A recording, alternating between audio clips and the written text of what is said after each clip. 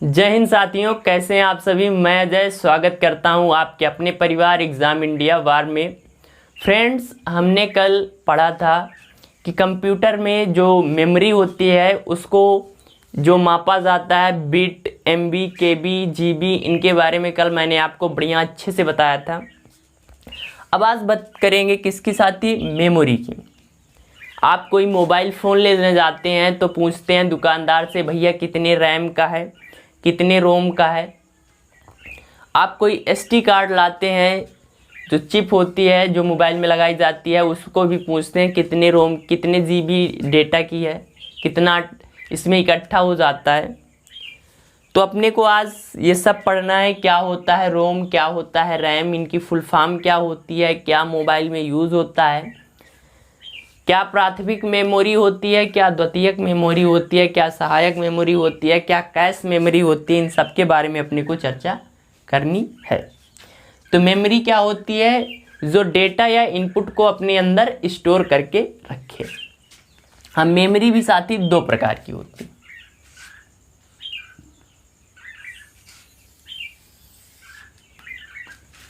सबसे पहले प्राथमिक या प्राइमरी मेमोरी। प्राथमिक, इसी को इंग्लिश में क्या बोलते हैं साथी, प्राइमरी। प्राइमरी, प्राइमरी, प्राथमिक या प्राइमरी मेमोरी। और एक होती है सेकेंडरी या द्वितीयक मेमोरी।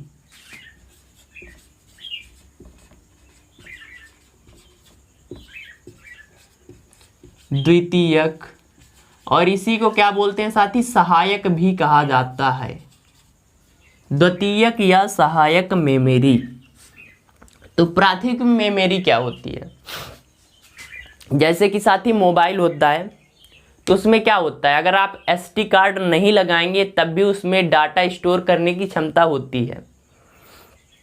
आप दुकानदार से जाते हैं और कहते हैं भैया जो मोबाइल फ़ोन मैं ले रहा हूँ ये कितने रैम और रोम का है। तो जो आप रैम और रोम पूछते हैं वो एक प्रकार की मेमोरी ही होती है, जो कि ऑलरेडी जो हमारा मोबाइल फ़ोन है उस पर लग कर आती है। इसे ही क्या कहते हैं, प्राथमिक मेमोरी कहते हैं। तो लिखिए प्राथमिक मेमोरी क्या होती है साथी, जो कंप्यूटर में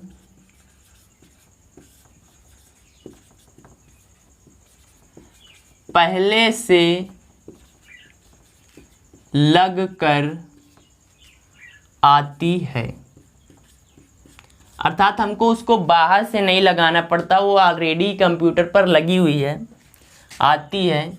उसे क्या कहते हैं भैया, अरे तो भैया उसको प्राइमरी मेमोरी बोलते हैं। क्या बोलते हैं साथी, प्राथमिक मेमोरी बोलते हैं। अब बोलोगे भैया इसका एग्जाम्पल, तो साहब आपका रैम हो जाता है। अगर मैं एग्जाम्पल की बात करूं तो रैम, रैंडम एक्सेस मेमोरी, रोम, रीड ओनली मेमोरी, और एक आपका हो जाता है कैशे मेमोरी। कैशे मेमोरी तो क्या है भैया, रैम, रोम और कैशे मेमोरी किसका हो जाता है भैया, अपना प्राथमिक या प्राइमरी मेमोरी का हो जाता है। अब बात करें द्वितीयक या सहायक। तो सहायक का मतलब क्या होता है, अगर आपको किसी की सहायता लेना तो क्या अलग से लेंगे ना उसको यार। तो अर्थात जो बाहर से, जो प्राथमिक मेमोरी की सहायता के लिए यूज़ की जाती है उसे क्या कहते हैं भैया, द्वितीयक मेमोरी कहते हैं। तो ये क्या होता है भैया, बाहर से लगाई जाती है। जैसे कि आपका एसडी कार्ड नहीं होता, एसडी कार्ड, उसको बाहर से ही तो लगाया जाता है, अलग से उसको ऐड करते हैं ना।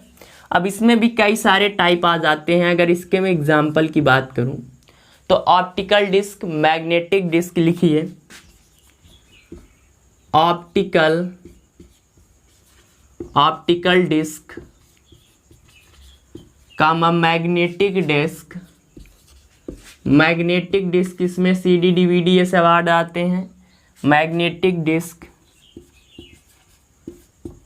पेन ड्राइव,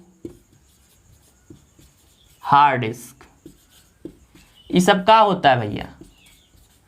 तो साथी ये सब होता है आपका सेकेंडरी या द्वितीयक मेमोरी। तो इसको लिख लीजिए, एग्जामिनर पूछेगा भैया रैम किस प्रकार की मेमोरी का हिस्सा है, तो प्राथमिक का है। रोम किसका है? प्राथमिक का। तो मेमोरी को दो पार्ट में बांटा गया साथी। प्राथमिक जो कंप्यूटर में पहले से लग कर आती हैं, RAM, ROM, cache memory. Secondary memory, द्वितीयक मेमोरी जो बाहर से लगाई जाती हैं, optical disk, magnetic disk, pen drive और हार्ड डिस्क। तो अब ये तो आपको समझ में आ गया हो मेमोरी को कितने पार्ट में बांटा जाता है। अब हम प्राइमरी मेमोरी को बढ़िया से पढ़ेंगे, रैम के बारे में पढ़ते हैं। तो चलिए बात किसकी करेंगे हम साथी? अब प्राथमिक मेमोरी की, और प्राथमिक मेमोरी में भी किसकी? रैम की। तो क्या होता है रैम? तो सबसे पहले डालते हैं रैम। रैम फुल फॉर्म की बात करें तो मैं हिंदी में लिखे दे रहा हूं, अगर ये इंग्लिश में आएगा तो रैंडम एक्सेस मेमोरी लिख कर आएगा, और अगर आपको हिंदी में भी पूछेगा ना तो वो भी देवनागरी लिपि में ही लिख कर आएगा, अर्थात जो हिंदी जिस प्रकार लिखते हैं फिर उसमें भी रैंडम एक्सेस मेमोरी ही लिख कर आएगा। Random access memory, random access memory, ये हो जाती है अपने रैम की फुल फॉर्म। ओके, अब ये काम क्या होता है इसका? तो जो भी हम स्क्रीन पर चलाते हैं, जैसे कि आपको यूट्यूब चलाना है तो आपका यूट्यूब किस पर चल रहा है? रैम पर चल रहा है। भैया आपको पबजी खेलना है तो आपका पबजी किस पर चलेगा? यूट्यूब पर। अर्थात जितना ज़्यादा मोबाइल का रैम होगा उतना ही कम क्या होगा? आपका मोबाइल हैंग करेगा। अगर आपके मोबाइल की रैम अच्छी है, रैम काफ़ी अच्छी है, तो मोबाइल कम हैंग करेगा। आप चाहे जितने एप्लीकेशन उसमें डाउनलोड कर लीजिए, जैसे कि यूट्यूब चल रहा है तो रैम पर चल रहा है, कोई भी ऐप स्क्रीन पर चल रहा है तो रैम पर चलता है। अब तो रैम से क्या होता है? जो भी प्रोसेस हो रहा है किसमें साथी? और हाँ, अगर पहले तो लिख लीजिए रैम वर्तमान के लिए इस्तेमाल होने वाली मेमोरी, वर्तमान के लिए इस्तेमाल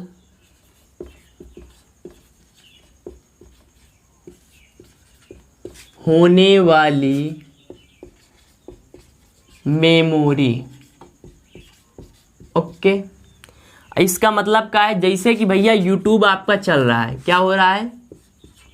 यूट्यूब चल रहा है, तो किस पर चल रहा है आपका यूट्यूब? रैम पर चल रहा है। आप पबजी खेलेंगे, रैम पर खेलेंगे। अगर आपके मोबाइल का रैम कम है तो क्या होगा? आपका मोबाइल क्या करने लगेगा? हैंग करने लगेगा। इसीलिए कहा जाता है कि एक साथ सारे एप्लीकेशन मत खोलिए, इससे क्या होता है? आपके मोबाइल के रैम पर जोर पड़ता है। तो क्या होता है?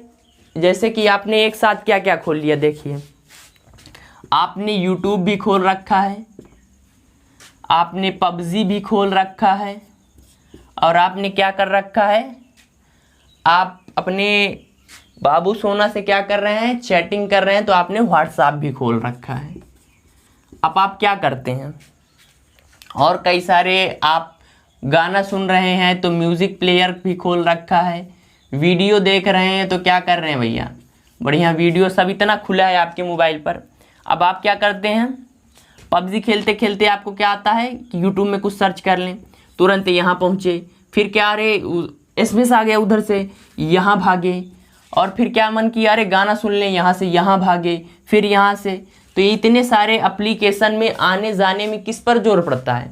आपके रैम पर जोर पड़ता है, और इसी के कारण क्या होता है? कभी कभी वो घूमने लगता है, अर्थात प्रोसेस बहुत लेट होने लगता है। इसीलिए कहा जाता है ज़्यादा एप्लीकेशन खोलकर नहीं रखना चाहिए। तो जो वर्तमान में आपके मोबाइल पर चल रहा है वो किस पर होता है? रैम पर होता है। तो बात आपको समझ में आ रही है? वोलेटाइल मेमोरी होती है, वोलेटाइल मेमोरी मतलब अस्थाई, वोलेटाइल या अस्थाई मेमोरी होती है। अब इसका मतलब क्या होता है, जैसे कि क्या है भैया, आप YouTube चला रहे हैं, आपके मोबाइल में लाइट बैटरुआ है कम। अब बैटरुआ जब कम है और मोबाइलवा हो गया स्विच ऑफ, और जब मोबाइलवा स्विच ऑफ हो गया तो क्या होता है, आप तुरंत जाते हैं चार्जर की पिन उठाएंगे और तुरंत चार्जिंग, फिर मोबाइल ओपन। अब आप देखेंगे कि भैया यूट्यूब में जो सर्च किया था वो तो हा ही ना है। अब उसके लिए क्या आपको यूट्यूब चलता ही मिलेगा ना, एक बार चेक करके देख लेना। अब उसके लिए आपको क्या करना पड़ेगा, फिर से यूट्यूब के आइकन पर जाकर क्लिक करना पड़ेगा, फिर उसके अंदर जाकर सर्च करना पड़ेगा। अर्थात इसका डेटा जो होता है वो विद्युत सप्लाई होने पर क्या हो जाता है, गायब हो जाता है, और उसे ही क्या कहा जाता है, वोलेटाइल मेमोरी या अस्थाई, अर्थात स्थायी नहीं होती। अर्थात बिजली सप्लाई बंद होने पर क्या होता है भैया, बंद होने पर जो डेटा होता है ना साथी, क्या हो जाता है, डेटा गायब हो जाता है, गायब हो जाता है। तो ये बात आपको समझ में आ गई होगी, वोलेटाइल मेमोरी। अब भैया रैम के प्रकार, अब रैम को भी दो भागों में बांटा गया है, तो ये लिख लीजिए, फिर मैं इसको रैम के टाइप बता देता हूँ। रैम रैंडम एक्सेस मेमोरी, जो कि वर्तमान में होने वाली मेमोरी होती है। अगर पूछा जाए कि एग्जाम में पूछे कि यूट्यूब आपका चल रहा है वो किस मेमोरी पर है, तो इस समय आपका मोबाइल जो है वो रैम पर काम कर रहा है। वोलेटाइल मेमोरी या स्थायी मेमोरी, इसका मतलब होता है कि अगर आपके बिजली सप्लाई मोबाइल की बंद, तो इसका जितना भी डेटा होगा, आप चाहे जो भी यूट्यूब या व्हाट्सएप पर देख रहे हैं वो गायब हो जाएगा। फिर उसके लिए आपको वही प्रोसेस करनी पड़ेगी, आपको यूट्यूब पर जाकर सर्च करना पड़ेगा या व्हाट्सएप फिर से खोलना पड़ेगा। अब बात करते हैं किसकी साथी, रैम के प्रकार, टाइप ऑफ रैम। तो रैम को भी भैया हमारे साइंटिस्टों ने दो भागों में बांट दिया। एक तो होता है आपका एस रैम और एक होता है डी रैम। कै भाग होते हैं भैया, एस रैम और एक का होता है साथी डी रैम। डी रैम, इस रैम की बात करें तो इसकी फुल फॉर्म हो जाती है साथी static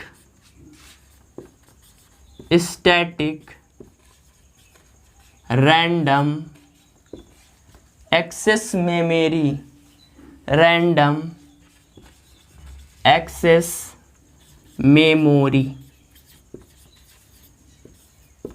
static random access memory.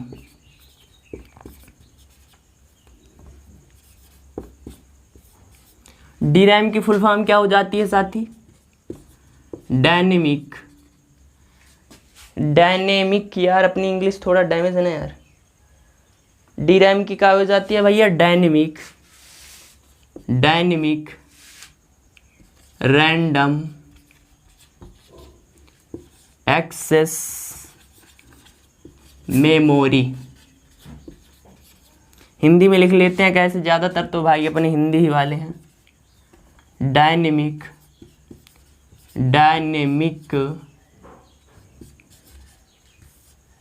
Random